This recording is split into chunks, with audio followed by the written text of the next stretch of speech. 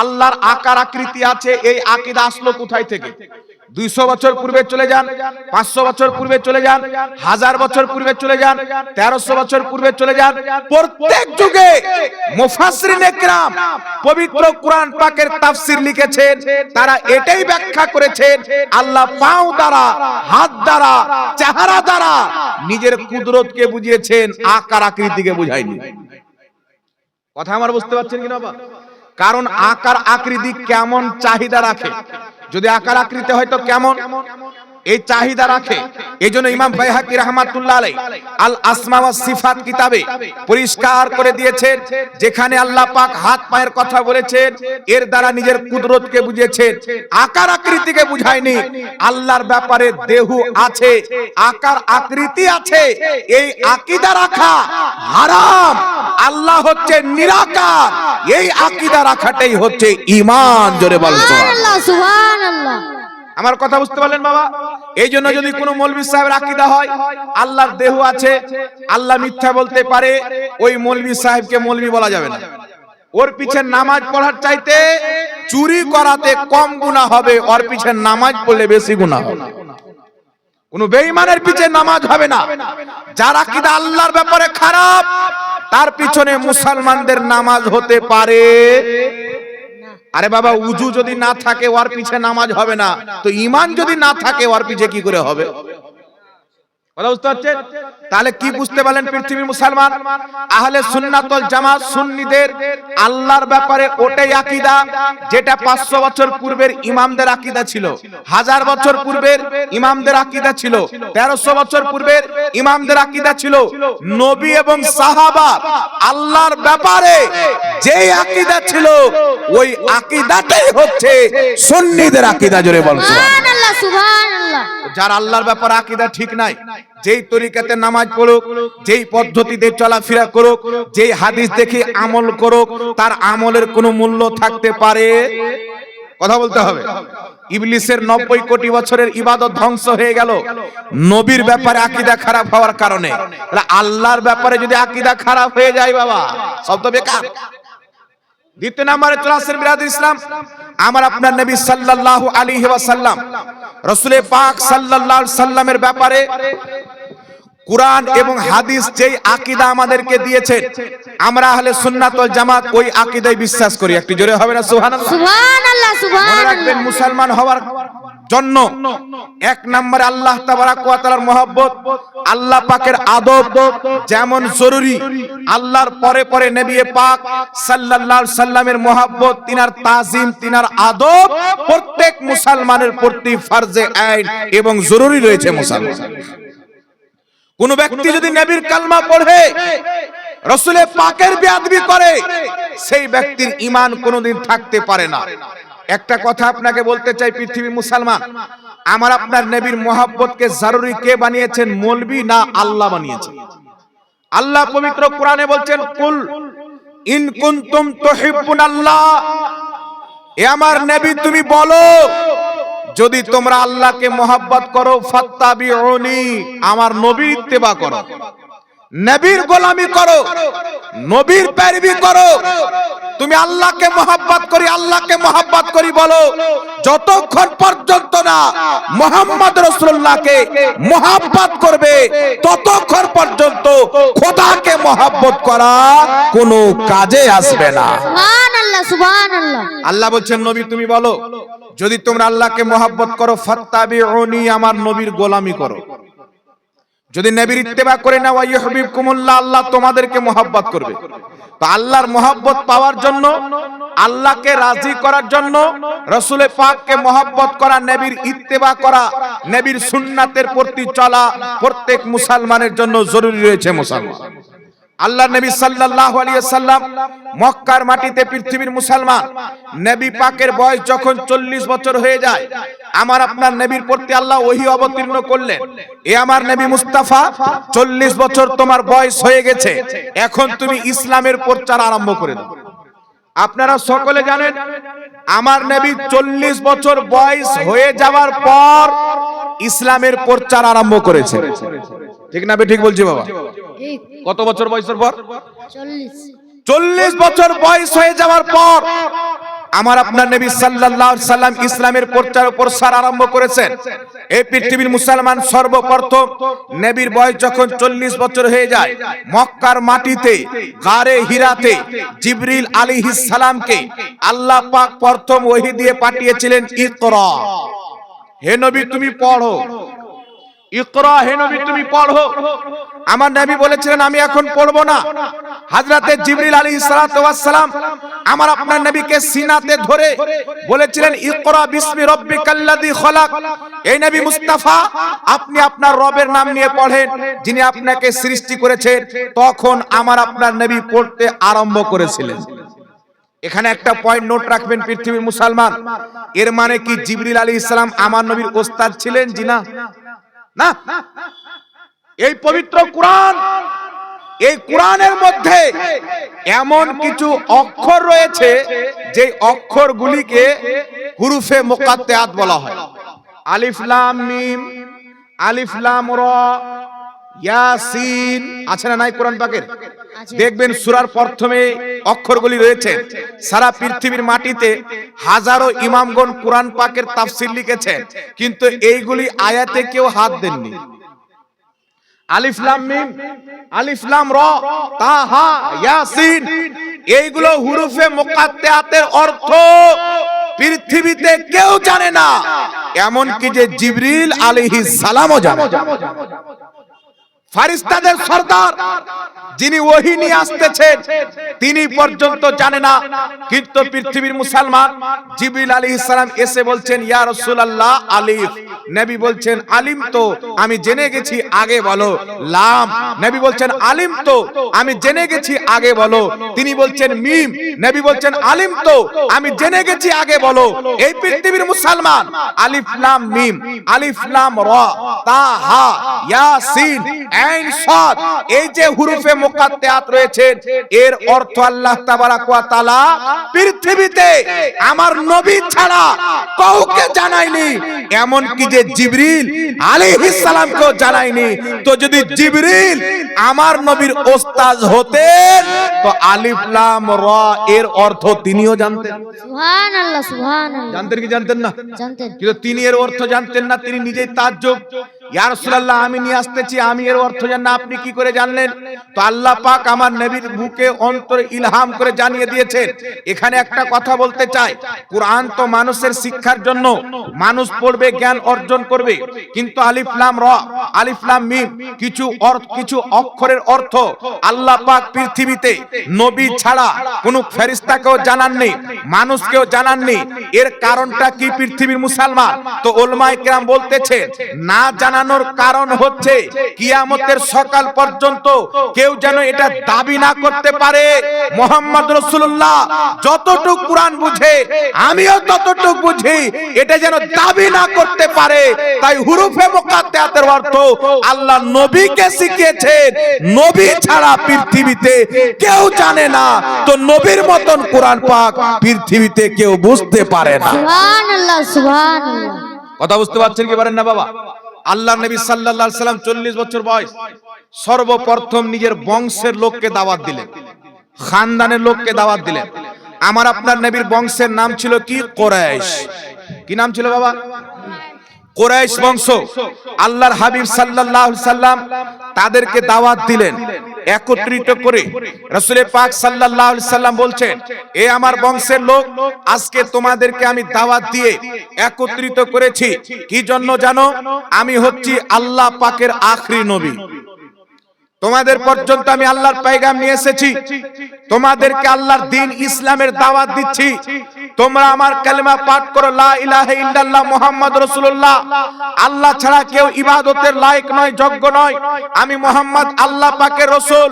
এই কালেমা পাঠ করে 70 দিন ইসলামের অন্তর্ভুক্ত হয়ে যাও। তোমাদের বাপ দাদার যে ধর্ম রয়েছে, মূর্তি পূজা, অমুক পূজা, একে ত্যাগ করে এক আল্লাহর বান্দা হয়ে যাও। আমার আপনার নবী যখন এই এলানটা করে দিলেন, দাওয়াতটা দিয়ে দিলেন, তখন আপনার কি হলো? উনার বংশ বংশের লোক, কুরাইশ খানদানের লোকেরা নবী পাককে আনাব সানাব বলতে আরম্ভ করলো। আবু লাহাব আমার নবীর জন্য বদদুয়া করতে লাগলো। আমার আপনার নবী মুস্তাফা ওই পাহাড়ের উপরে বসে আছেন, আল্লাহ পাক পরওয়ারদিগারে আলাম এই আবু লাহাব আমার নবীর ব্যাপারে বদদুয়া করেছিল, তাই আল্লাহ পাক তারই প্রতি আযাব নাজিল করেছেন। আল্লাহ কোরআন পাকে বলছেন, তাব্বাত ইয়াদা আবি লাহাবি ওয়া তাব, আবু লাহাবের হাত ধ্বংস হয়ে যাক, আর ধ্বংস হয়েই গেল। বল সুবহানাল্লাহ। সুবহানাল্লাহ সুবহানাল্লাহ। ও বদদুয়া দিয়েছিলেন রাসূলের পাককে, আল্লাহ তারই হাতকে ধ্বংস করে দিলেন। এখন পৃথিবীর মুসলমান নবী পাক দাওয়াত দিলেন, কুরাইশের লোক সব ফিরে চলে আসলো। জি জি মুহাম্মদ, এই জন্য আমাদেরকে ডেকেছো, এই জন্য ডেকেছো। তারা ফিরে চলে আসলো। এইবার এইদিকে মদিনার মাটিতে সাইয়েদনা আবু বকর সিদ্দিক রাদিয়াল্লাহু তাআলা আনহু একজন ইহুদির বাড়িতে উনি ব্যবসা করতে গিয়েছিলেন মদিনা। ব্যবসার সামানগুলিকে ইহুদির আলিমের বাড়িতে রাখলেন। তো ইহুদি আলিমটা জিজ্ঞাসা করছেন, তোমার নাম কি, তোমার বাড়ি কোথায়? বলছেন আমার নাম হলো আবু বকর ইবনে কুহাফা। বাড়ি কোথায়? বলছেন মক্কাতে। তোমার বন্ধু আছে মুহাম্মদ? বলছেন হ্যাঁ। তার বাপের নাম আব্দুল্লাহ? বলছেন হ্যাঁ। তার বংশ হচ্ছে কুরাইশ? বলছেন হ্যাঁ। বলছেন শুনো, তুমি মদিনা থেকে মক্কাতে যাবে, গিয়ে দেখবে তোমার বন্ধু নিজের নবুয়াতের এলান করে দিয়েছে, আর তুমি আবু বকর তার কলমা প্রথম পাঠ করবে। হযরতে আবু বকর সিদ্দিক আশ্চর্য হয়ে গেলেন। উনি চুপচাপ মক্কার দিকে রওনা হয়ে গেলেন। মক্কাতে এসে পৃথিবীর মুসলমান উনার বাড়ির লোককে জিজ্ঞাসা করছেন, আমার বন্ধু মুহাম্মদ সাল্লাল্লাহু আলাইহি ওয়াসাল্লাম কোথায়? তো বাড়ির লোক বলতেছেন, মুহাম্মদ সাল্লাল্লাহু আলাইহি সাল্লাম তো নবুয়তের এলান করেছেন, তিনি নিজেকে নবী দাবি করেছেন। হযরতে আবু বকর সিদ্দিক বলছেন, হ্যাঁ করেছেন তো করেছেন, কোথায় আছেন? তিনারা বললেন, উমুক পাহাড়িতে তার বংশের লোককে দাওয়াত দিয়েছিল, তারা সবাই ফিরে চলে এসেছেন, তিনি ওখানেই বসে আছেন। এই পৃথিবীর মুসলমান আমার আপনার নবীকে আনাব সানাব বকেছে ওই কুরাইশ বংশের লোকেরা, মক্কার বেঈমানেরা। আমার আপনার নবী বসে আছেন, এইদিকে আবু বকর সিদ্দিক এক পাও দু পাও করে আমার আপনার নবীর নিকটে যাচ্ছেন।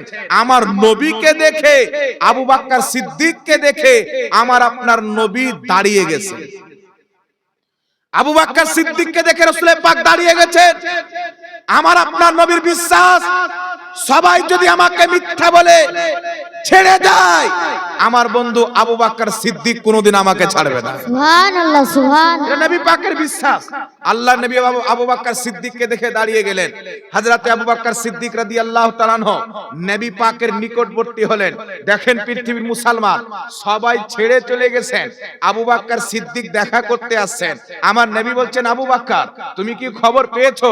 আমি আমার নবুয়তের এলান করে দিয়েছি, আল্লাহ আমাকে হুকুম করেছেন, নবুয়তের এলান করে দিয়েছি, তুমি আমার কালেমা পড়ে মুসলমান হয়ে যাও। হযরতে আবু বকর সিদ্দিক বলছেন, হুজুর আপনি যদি আল্লাহর নবী হন তো নবীদের তো অনেক মজেজা হবে নাকি, অনেক বৈশিষ্ট্য থাকবে।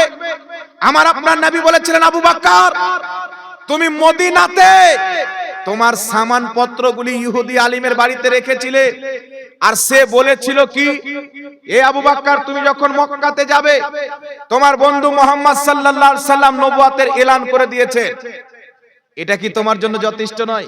হযরতে আবু বকর সিদ্দিক সঙ্গে সঙ্গে কালেমা পাঠ করে মুসলমান হয়ে গেলেন। সুবহানাল্লাহ সুবহানাল্লাহ।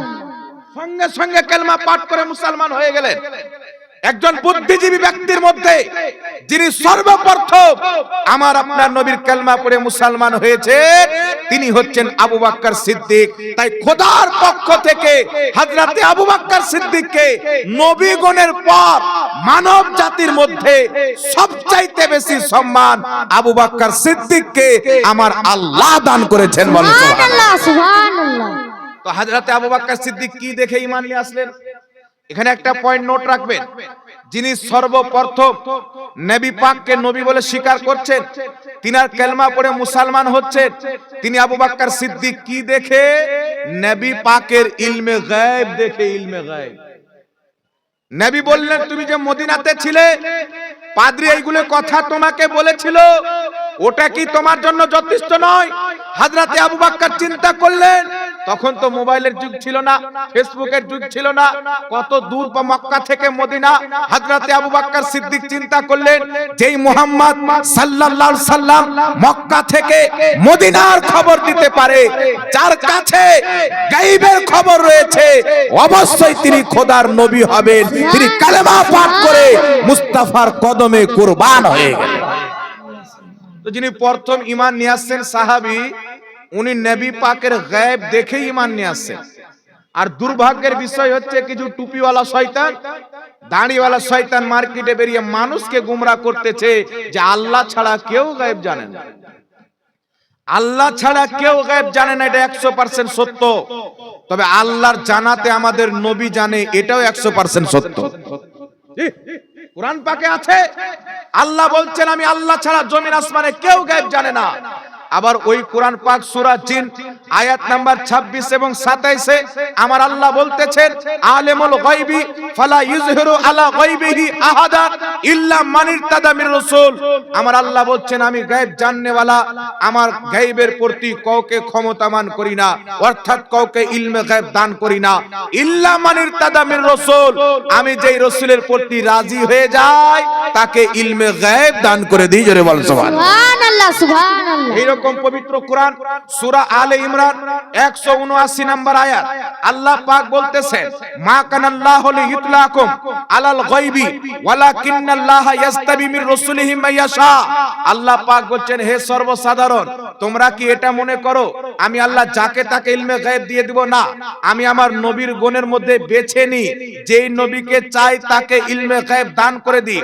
আল্লাহ পাক এই পবিত্র কোরআনে বলছেন ওয়ামা হুয়া আলাল গায়বি বেদানিন, আমার নবী মুহাম্মদ সাল্লাল্লাহু আলাইহি সাল্লাম গায়বের কথা প্রকাশ্য করতে কৃপণতা করেন না, যেখানে যেমন প্রয়োজন পড়ে সেখানে তেমন গায়ব প্রকাশ্য করে। তো পৃথিবীর মুসলমান কোরআন পাকের একাধিক আয়াত কি বলছে?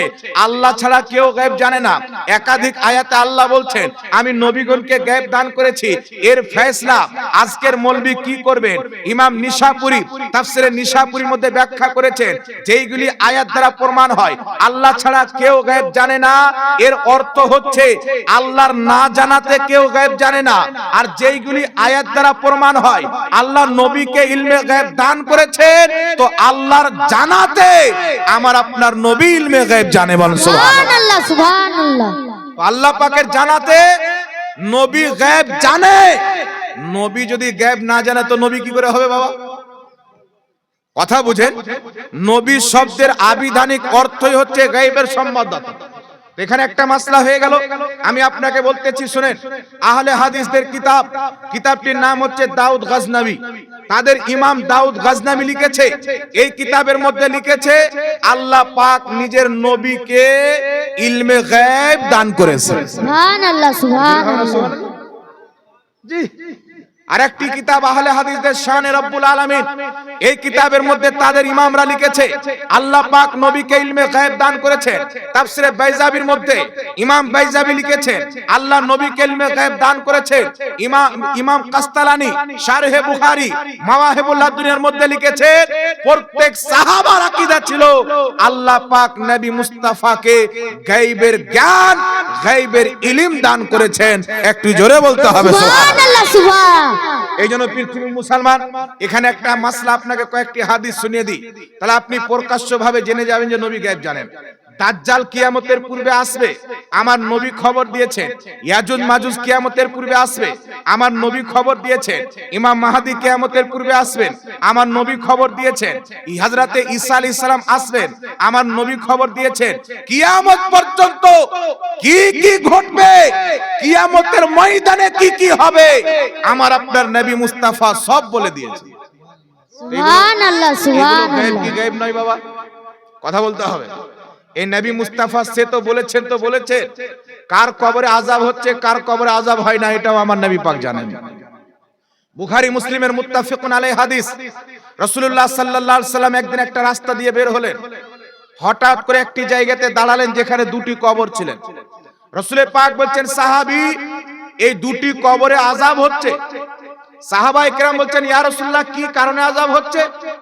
আচ্ছা বলেন তো বাবা, কবরের মধ্যে আযাব হচ্ছে এটা গায়বের খবর না প্রকাশ্য খবর? গায়বের খবর। গায়বের খবর তো। জি জি নবী পাক বলছেন এই দুটি কবর আযাব হচ্ছে। সাহাবায়ে কেরাম বলছেন ইয়া রাসূলুল্লাহ কি কারণে আযাব হচ্ছে? আযাব হচ্ছে নবী এটাও জানেন, কি কারণে হচ্ছে সাহাবার আকীদা নবী এটাও জানেন। আল্লাহ নবী বলছেন একজন মানুষের চুগলি করতে একজন ব্যক্তি পেশাবের ছিটা থেকে বাঁচছিল না, তাই তাদের দুটি কবর আযাব হচ্ছে। আর কি করলে তাদের আযাবে কমতি হবে নবী এই গায়েবটাও জানেন। খেজুরের পাতা নিয়ে আসো, খেজুরের পাতা না হলো দুই ভাগে বিভক্ত করে রাসূল পাক দুটি কবরের উপরে রেখে বললেন যতদিন পর্যন্ত খেজুরের ডানা কাঁচা থাকবে ততদিন পর্যন্ত এদের কবরের আযাবে কমতি থাকবে। সুবহানাল্লাহ সুবহানাল্লাহ। এই হাদিসের ব্যাখ্যায় বুখারী শরীফের সারা উমদাতুল কারিতে ইমাম বদরুদ্দিন আইনি লিখেছেন, এই বুখারী শরীফের সারা ফাতহুল বারিতে ইবনে হাজার আসকালানী লিখেছেন যে যদি খেজুরের পাতা রেখে যতদিন পর্যন্ত কাঁচা থাকবে ততদিন পর্যন্ত এদের কবরের আযাবে কমতি থাকবে। তো নবী পাক যদি দোয়া করে দিতেন কিয়ামত পর্যন্ত আযাব কমতি হয়ে যেত, ঠিক না ঠিক? জি নবী পাক যদি দোয়া করে দিতেন তো জান্নাতি হয়ে যেত। খেজুরের পাতা কেন দিলেন?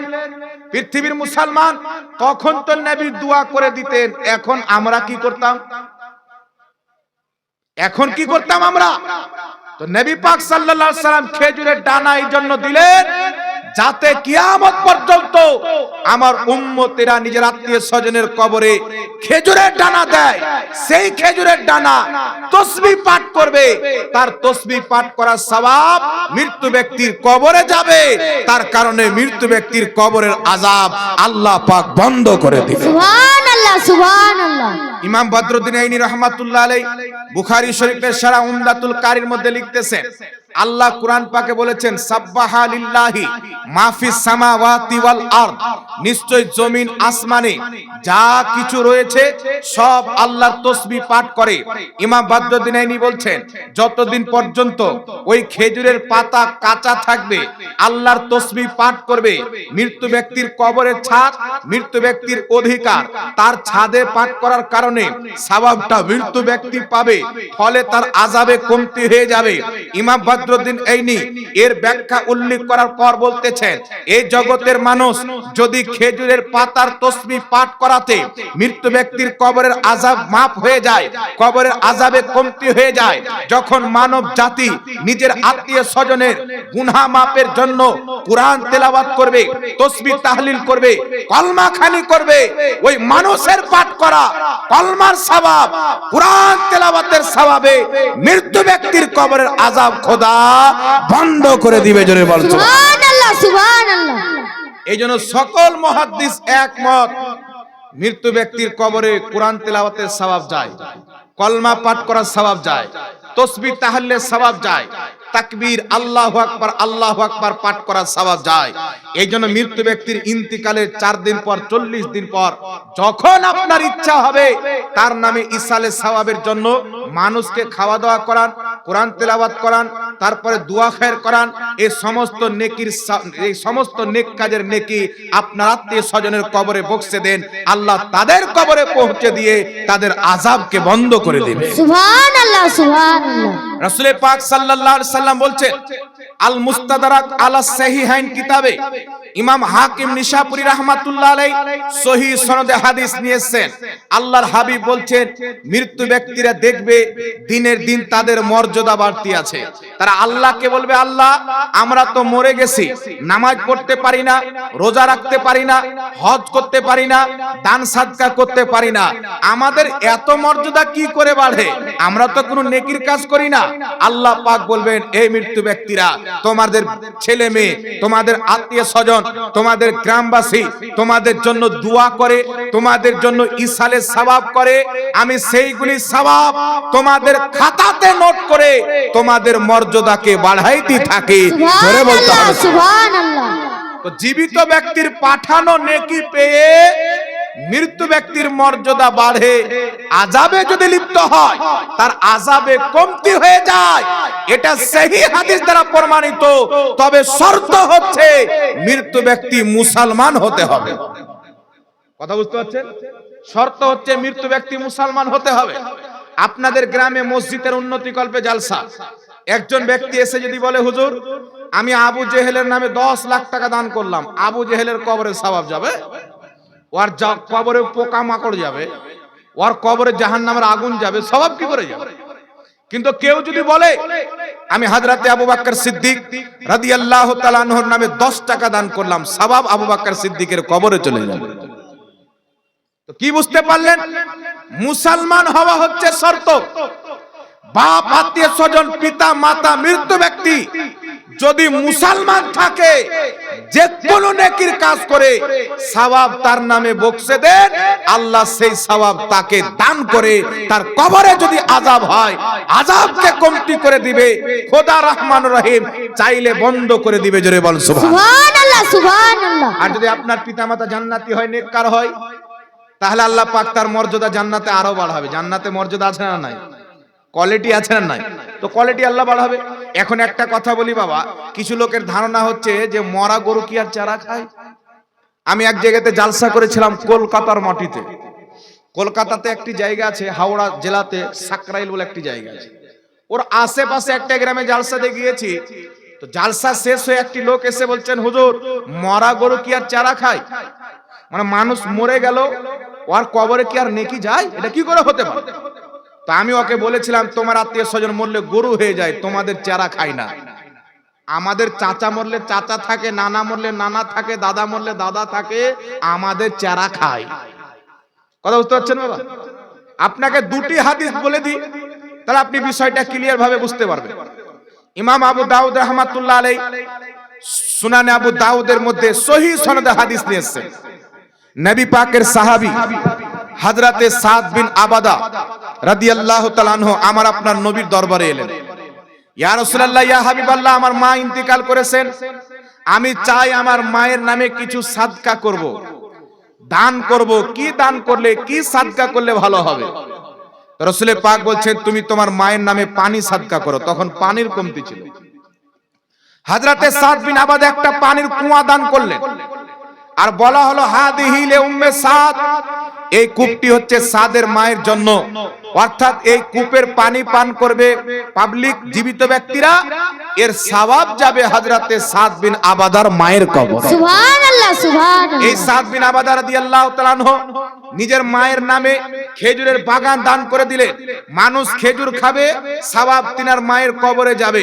পৃথিবীর মুসলমান ইমাম জালালউদ্দিন সিউতি আল হাবিলিল ফাতাওয়া প্রথম খণ্ড 230 পৃষ্ঠার মধ্যে হাদিস নিয়ে এসেছেন।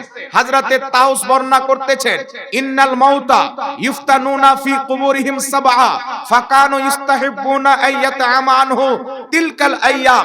হযরতে তাউস বলতেছেন, সাহাবায়ে কেরামের জামানায়, তাবেঈনদের জামানায় যদি কোনো ব্যক্তি মারা যেত, সেই ব্যক্তির ইসালে সওয়াবের জন্য তারা 7 দিন পর্যন্ত মানুষকে খাওয়া দাওয়া করাতো। জোরে বলো সুবহানাল্লাহ সুবহানাল্লাহ।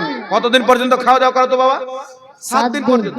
আর এখন কিছু গাধা মৌলবি বেরিয়েছে, এরা বলতে চাচ্ছে মৃত্যু ব্যক্তির কবরে কিছুই যাবে না। আরে গাধা, তুই পড়ালেখা করবি তেবি তো পাবি।